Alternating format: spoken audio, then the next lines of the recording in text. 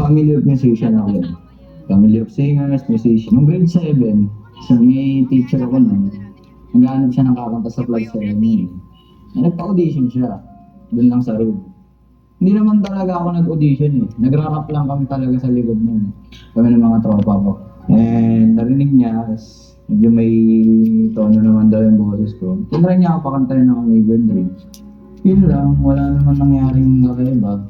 After that day, wala naman nangyari. Hindi na ako nakakumalis. Di ba ikaw kumanta na ano? Okay lang sa akin. Kalmado lang ako. Kasi mas gusto ko talagang lokin na lang talaga. Dito sa grade 8 naman, doon ko nga nakilala yung lagi yung sinasabi yung friend, yung magiging kapasi ko, nagiging tropa ko rin. Siya yung talaga nag-open sa akin sa kaya mo pala humakap ng crowd kahit anong ano ng boses mo. Kasi kumanta na lang, ang baba lang talaga eh. Tapos doon ako nag-alahan. Siguro nga, may boses nga ako. Sa school namin kasi every year may parang palaro, tapos may singing competition. Tapos nag-audition ako doon. Kinanta ko Country Roads. Boring daw ng boses ko, wala daw mararating. Boring, hindi pang laban, hindi pang contest. Tapos nasa Battle of the Bands ako nag-audition. Doon may nagsabi sa akin, may boses ako. Na natin ko na. Then nag-start na si Papa nag-recommend eh. Yung mga country singer. Doon ko natutunan si Josh Turner. Si Josh Turner. Siya yung pinakauna kong singer talagang ka-arrange ko kahit pa paano. Pero hindi ko pa abot ng ganong kababa. Ang nagsabi sa akin kay Elvis is si Mama. Pero ang sabi lang kasi ni Mama sa akin, ang boses ni Elvis, balad lang. Basic, gano'n. Although yes, siya nakapagpa-open sa akin. Pero hindi ko pa siya agad pinakinggan. Kendall po yung lakas yung pinakinig sa akin.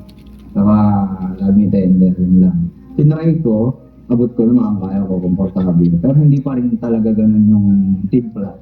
And yun lang, natutunan ko ng service, and na-discover ko na siya ang king of rock and roll. Simula nun, yun yung naging journey ko sa boses ko. Umabot yun hanggang 2023 na sole focus ko si Elvis talaga. After nun, a few months passed by, lumipat na ako dito sa Maynila, first year college na ako. And tinry ko umanap ng sideline.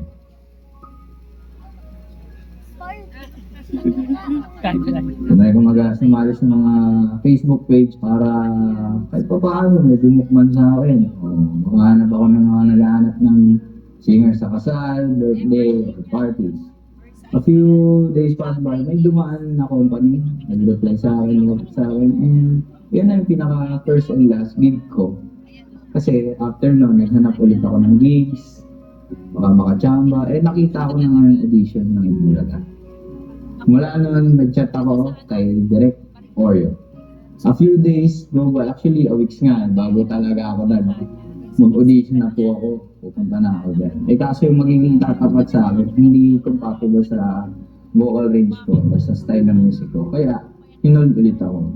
April 9, naging designated day ng laban ko. May very first salang sa Itbulaga, very first contest, sinalian. And the very first song I sang is Can't Fall in Love. Yun ang iconic song ko. To the point na lagi nang nare-request ko nakikita ako.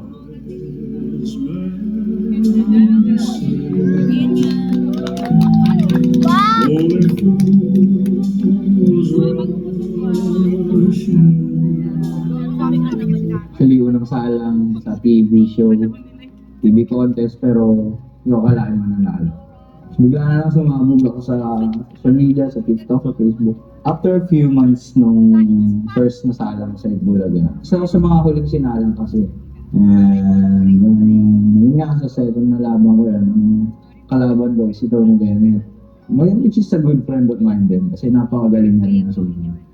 Pero na nga, yung laban namin na yan, parang hindi naman sa mali ako ng kantang mga pinili. Feel ko ito talaga dahil yung nagpatalo sa akin. Big Hunk of Love ni Elvis.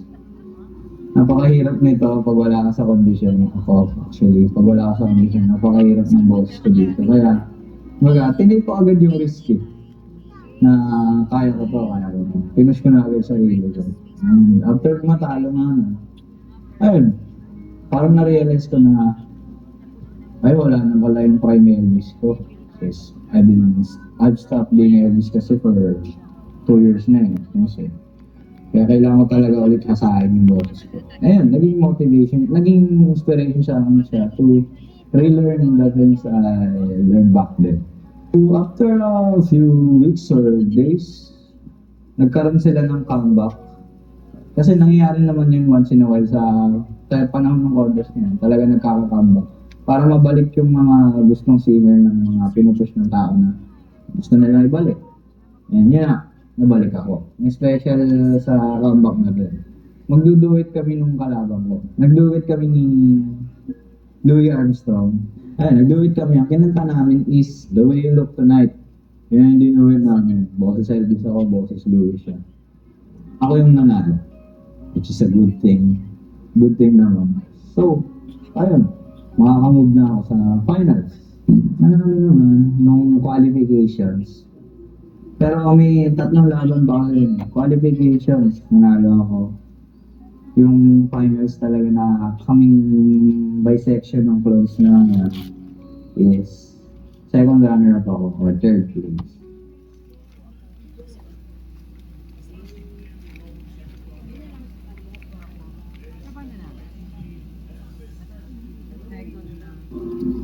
Pero yung last na laban ko, doon natalo na. Baka kasi nabalik pa ako eh. Kasi may placing ako sa tatlo. Ayun, yung lumaban po ako, hindi na ako, yung huling laban ko, doon ako natalo talaga. After ng close contest, talagang, palda-palda yung mga tao sa akin. Kasi mostly araw-araw po ako nakikita niya. Talagang pinush nila ako ng pinush eh. So, yun nga, dahil nga nag-concert, ako rin, hindi ko naman na-expect yun eh. Kasi hindi naman ako grand finalist. Yung grand finalist, hindi naman ako yung nanalo. So, bakit ako magkaka-concert? So, yun na nga, nagulat lang talaga ako. Nabuo ko yung concert kasi demand siya ng mga fans. Eh, gusto rin nila kung sino yung mga gusto kong makasama. Sila rin mostly pumipili. Kaya nabubuo yung mga concert na nakikita nila. Kasi ako kasi although yes, performer siya or naka-performance mode talaga ako, tapos napapasara yung mga tao, naging ano pa rin siya, experience sa akin.